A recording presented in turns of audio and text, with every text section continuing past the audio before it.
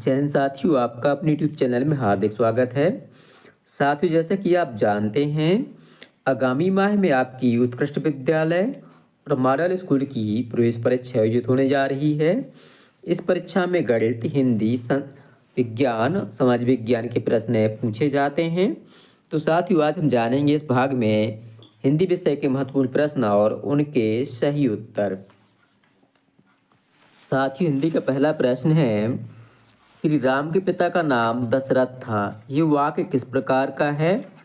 तो ये वाक्य जो है विधानवाचक वाक्य है, क्योंकि इस वाक्य में ना इच्छा व्यक्त की गई है, ना ही कोई आज्ञा दी गई है, ना ही आश्चर्य व्यक्त किया गया है। तो इस प्रकार से ऑप्शन दूसरा हमारा सही उत्तर होगा। अगला प्रश्न है, निम्नलिखित वाक्यों में शुद्ध वाक्य क्या है? इसका सही उत्तर आप सकुशल होंगी, ये शुद्ध है, क्योंकि ऑप्शन जो दूसरा है इसमें पूर्ण लिखा है, यहाँ सा भी लिखा हुआ है और इसमें से एक्स्ट्रा लगा हुआ है। इस प्रकार से ऑप्शन पहला हमारा बिल्कुल सही उत्तर होगा। अगला प्रश्न है, धीरज का तत्सम शब्द क्या है? तो धीरज का तत्सम होता है धैर्य। ऑप्शन डी हमारा सही उत्तर होगा।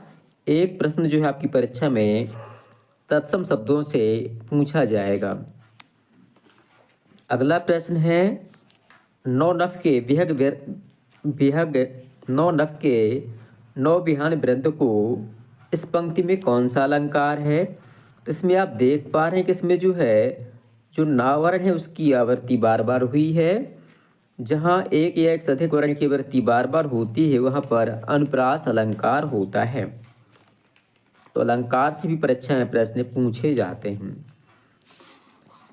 अगला प्रश्न है, हिंदी को राजभाषा का दर्जा कब मिला? तो हिंदी को जो है 14 सितंबर 1949 को राजभाषा का दर्जा मिला। ऑप्शन बी हमारा सही उत्तर है। 26 जनवरी 1950 को देश का जो गणतंत्र है संविधान लागू हुआ था और जो वर्तमान में भारतीय संविधान में जो कुल भाषाओं की संख्या है वह है 22 और प्रारंभ में 14 थी। अगला प्रश्न है, प्रकाशित शब्द में प्रत्यय कौन सा है? तो प्रकाशित इसमें इत प्रत्यय है। प्रत्यय उपसर्ग से भी प्रश्न परीक्षा में पूछे जाते हैं। प्रत्यय वे शब्द होते हैं, वाक्यांश शब्दांश होते हैं जो वाक्य के अंत में जोड़े जाते हैं। तो प्रकाशित में इत यहाँ बाद में जोड़ा गया है। ठीक है, इस प्रकार से ऑप्शन पहला हमारा सही उत्तर है। अगला प्रश्न है, सही वर्तनी क्या है? वर्तनी मतलब सही रूप से कौन सा लिखा हुआ है इनमें से जो शब्द हैं? ऐतिहासिक, ऐतिहासिक, ऐतिहासिक, ये सब तीनों गलत हैं। ऑप्शन डी हमारा सही उत्तर है, ऐतिहासिक। अगला प्रश्न है, महेश शब्द का पर्यायवाची शब्द इनमें से कौन सा नहीं है? तो महेश शब्द जो है भगवान शिव का पर्यायवाची है और भगवान शिव का पर्यायवाची शब्द भूतनाथ भी होता है। त्रिलोचन होता है जिसके 3 नेत्र हो, लोचन मीन्स होता है नेत्र, और पशुपति भी होता है। ऑप्शन सी हमारा सही उत्तर होगा। ये श्रीपति जो है भगवान विष्णु का पर्यायवाची है। श्री का अर्थ होता है लक्ष्मी, पति मतलब पति, जो लक्ष्मी जी के पति हैं श्रीपति अर्थात भगवान विष्णु। अगला प्रश्न है, सिर घोट मोट पर चुटिया थी लहराती, तोंद लटक कर घुटनों को छू जाती।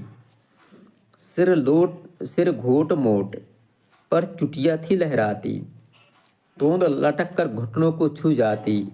इन पंक्तियों में कौन सा रस है? तो इनको पढ़ने से हमें हंसी आती है, तो इस प्रकार से इनमें हास्य रस है। अगला प्रश्न है, लाल टमाटर बहुत स्वादिष्ट होते हैं, वाक्य में विशेष्य क्या है?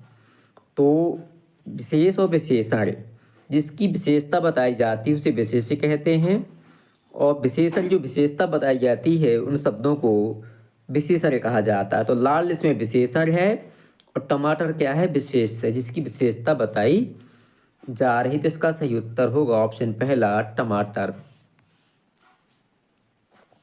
अगला प्रश्न है, अधिकरण कारक की विभक्ति क्या है? तो आप जानते हैं 7 विभक्तियां होती हैं, अधिकरण भी होता है लास्ट में। 8 कारक होते हैं और इसकी जो विभक्ति है में पर है, जैसे कर्ता ने कर्म को करण से के लिए संप्रदान से संबंध का के की है विभक्ति है, षष्ठी विभक्ति है, पंचमी से होता है। तो इस प्रकार से ऑप्शन पहला इसका सही उत्तर होगा। अगला प्रश्न है धुआंधार जलप्रपात किस नदी से संबंधित है? तो ये जलप्रपात जो है नर्मदा नदी से संबंधित है और ये जलप्रपात जबलपुर के पास स्थित है। और गंगा जो है नदी भारत की सबसे लंबी नदी है। अगला प्रश्न है कृतज्ञ शब्द का विलोम क्या है? कृतज्ञ का अर्थ होता है जो उपकार को माने और इसका विलोम है कृतघ्न जो उपकार को या किए हुए उपकार को न माने। तो ऑप्शन बी सही उत्तर होगा। अगला प्रश्न है ना उद्धव का लेना ना माधव का देना लोकोक्ति का अर्थ क्या होता है? तो इसका सही उत्तर होगा ऑप्शन सी अपने काम से काम रखना। अगला प्रश्न है रामचरितमानस किसकी रचना है? तो रामचरितमानस जो है गोस्वामी तुलसीदास जी की रचना है। और इस प्रकार से इस खंड के जो हिंदी भाषा के प्रश्न हैं पूरे होते हैं। अगले भाग में हम देखेंगे इंग्लिश भाषा के प्रश्न और उनके उत्तर। साथियों आपको वीडियो पसंद आए तो वीडियो को लाइक करें, अपने साथियों के साथ शेयर करें और हमारे चैनल को सब्सक्राइब करना बिल्कुल भी न भूलें, ताकि आगे आने वाला अपडेट आपको समय से मिल सके और आपकी तैयारी बहुत अच्छे से हो सके और आपका चयन इस परीक्षा में हो सके। बहुत बहुत धन्यवाद।